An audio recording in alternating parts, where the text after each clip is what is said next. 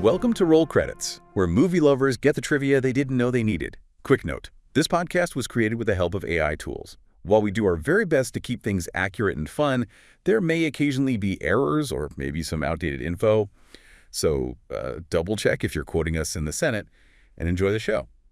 Today, we're sharpening our swords and stepping right into the arena for Gladiator, Ridley Scott's, epic, Oscar-winning epic of vengeance, honor, and just massive set pieces. It really is epic, isn't it? A film that just exploded onto screens back in 2000. It had that perfect blend of historical drama, incredible action, and really powerful performances. Absolutely. And from those stories of on-set improvisations to, believe it or not, unexpected tiger encounters, there's actually a lot more behind this Roman classic than you might think.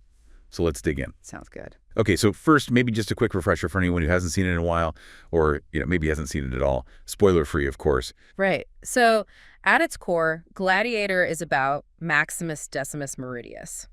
He's this brilliant Roman general, incredibly loyal to the emperor Marcus Aurelius. Played by Russell Crowe in, his star-making role, really. Exactly. But he gets betrayed by the emperor's son, Commodus, that's Joaquin Phoenix, who murders his own father to seize the throne. Right, and Commodus then orders Maximus and his family killed. Maximus escapes execution, but his family, tragically, they don't. He's captured, sold into slavery, and forced to become a gladiator. And his whole motivation becomes revenge against Commodus. He fights his way up, through the ranks of gladiators, becoming incredibly famous. Yeah, until he finally gets his chance to confront the emperor in the Colosseum itself. It's a classic revenge story, but done on this, just incredible scale. It really is. And digging into how it was made, it's fascinating how much of it was kind of figured out as they went along. It wasn't all smooth sailing. Oh, definitely not. One of the biggest and saddest challenges was the death of Oliver Reed during filming. He played Proximo, Maximus's trainer. Yeah, that was huge. He was such a key character. How did they even manage that? Well, Ridley Scott decided against recasting. Instead, they used some pretty pioneering digital effects for the time. This was, quite early for this kind of thing. Right, like before Gollum or anything like that. Exactly. They took existing footage of Reed, used a body double, and then digitally composited his face onto the double for the remaining scenes he hadn't shot. Wow. I heard even his final line, "Shadows and Dust," was actually an outtake they cleverly reused. That's the story, yeah. Apparently it was from earlier footage, but it just fit perfectly for Proximo's end. It was a remarkable technical feat, but also, a way to honor his performance. Incredible. Okay, so that's digital magic, but what about the more physical stuff? Those tigers in the arena looked terrifyingly real. Well, that's because they were real. Scott insisted on using actual tigers. 5 of them, I think. Seriously? With Russell Crowe right there. Oh, yeah. Crowe himself talked about how close he got. There was apparently an 11-foot tiger just feet away from him at one point, with only a couple of handlers nearby. Scott confirmed it was, let's say, cutting it fine. Yikes. That definitely adds a layer of intensity when you watch those scenes now, knowing that. It absolutely does. No CGI can quite replicate that kind of, genuine peril. And speaking of genuine, apparently the script itself wasn't exactly set in stone when they started filming? Not even close. It's famous now for how much the script was being rewritten sometimes, like the night before or even on the day of shooting. So Crowe was improvising lines, like that famous one, "Are you not entertained?" Was that him? Well, that specific line was actually scripted, written by William Nicholson. But Crowe did improvise a lot elsewhere. Ridley Scott really encouraged it. Like where? A good example is the opening battle in Germania. Scott would apparently give Crowe these sort of vague prompts, like, see that robin on the branch. And Crowe had to come up with lines on the spot, like, morning. It looks like snow. It sounds kind of crazy for a huge blockbuster, but it gave Maximus that grounded, lived-in feeling. Yeah, it feels very naturalistic in those moments. It wasn't just Crowe, though, right? Others contributed to the script as it evolved. Absolutely. The writers were constantly adjusting things, and when they saw what Joaquin Phoenix was doing with Commodus, making him this complex, almost pitiable, but also terrifying villain. Right, he's incredible in it. Yeah, so they started expanding his role, adding more layers, giving him more screen time, because his performance was just so magnetic. And Connie Nielsen, who played Lucilla, Commodus' sister. She apparently contributed too. She mentioned pointing out dialogue that felt maybe too modern or historically off, like suggesting Romans wouldn't say police state or talk about putting something in a museum. Huh. So she was doing her historical research on set. Seems like it. It shows how collaborative it was, everyone trying to make it feel authentic, even amidst the rewrites. Okay, another big one. I heard Maximus wasn't originally supposed to die at the end. That's true. Russell Crowe has said that the original idea, or at least one version, had him surviving. Wow. So why change it? The ending feels so right somehow. Well, according to Crowe, Ridley Scott felt, sort of midway through filming, that Maximus's entire journey was about avenging his family and joining them in the afterlife. That was his sole purpose. So having him survive wouldn't really make sense for the character arc. Exactly. His death provides that closure, that reunion he longed for. It makes the ending incredibly poignant, but also, narratively satisfying for his specific goal. It's hard to imagine it ending differently now. Yeah, definitely. Achieving that performance, especially the physical side, took a toll, didn't it? Crowe got pretty banged up. Oh, massively. The list of injuries is kind of intense. He apparently cracked a hip bone, broke a bone in his foot, aggravated Achilles tendons. Ouch. Just from the fight scenes. Yeah, the sheer physicality of those sequences. He did a lot of it himself, and it was brutal. Really underscores the commitment he brought to the role. He literally bled for it. Wow. Okay, one more production thing. The Colosseum itself. It looks amazing, but they didn't actually film in the real Colosseum in Rome, did they? No, that would have been impossible logistically. And the real one isn't, quite intact enough for those kinds of scenes. So where did they build that massive set? They built a huge replica, about 1/3 scale, I think, but still over 50 feet high in Malta, at a place called Fort Ricasoli. Malta. Interesting. Yeah, they built the first tier practically, and then the upper levels were added with CGI. It gave them control, but still had that tangible, real base for the action. A clever mix of practical and digital. Definitely. Okay, let's shift gears slightly. Beyond the production stories, the cast was just phenomenal.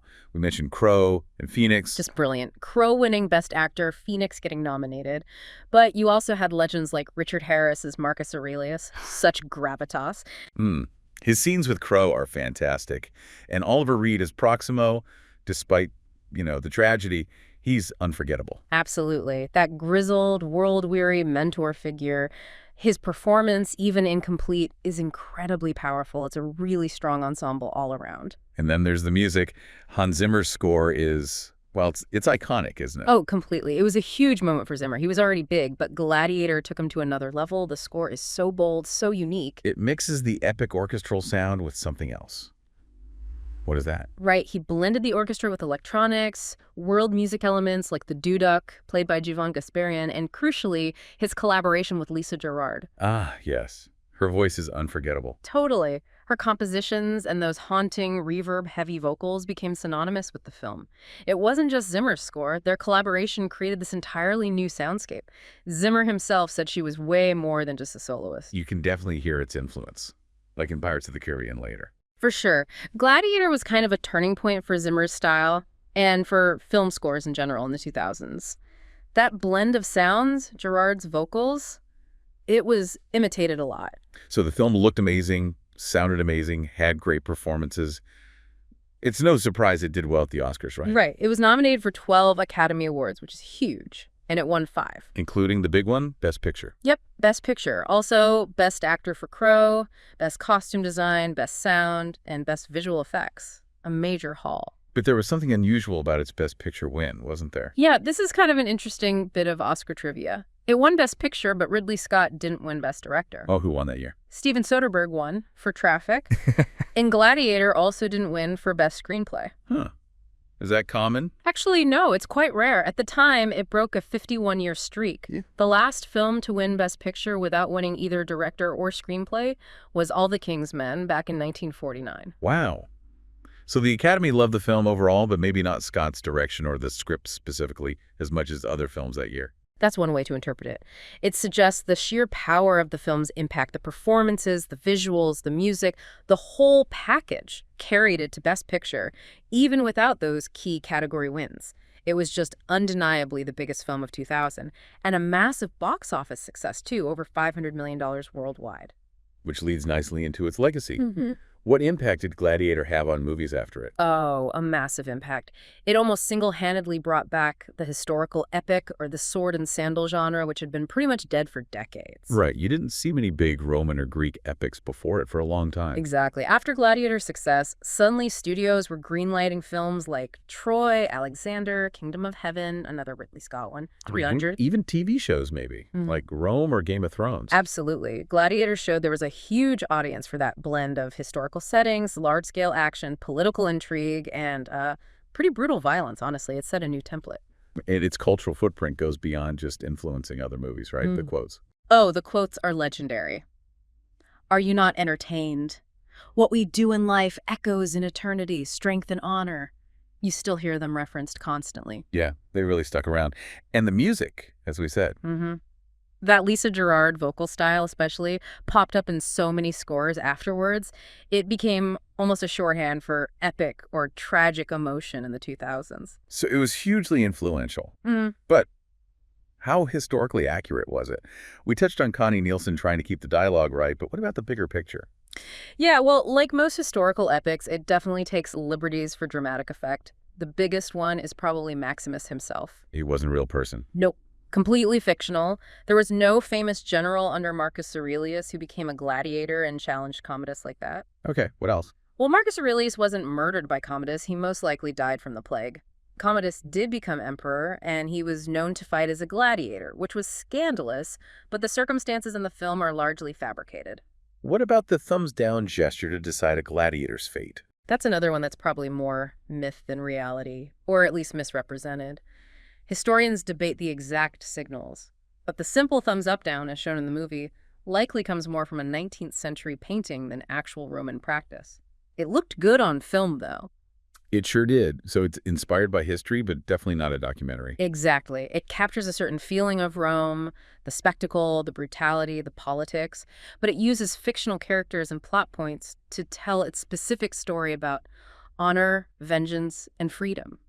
You have to separate the drama from the strict history lesson. Right. So wrapping things up, Gladiator really stands as more than just a hit movie. It feels like a landmark. It absolutely is. You look at the chaotic production, the digital innovation forced by tragedy, the evolving script, the incredible performances, the groundbreaking score.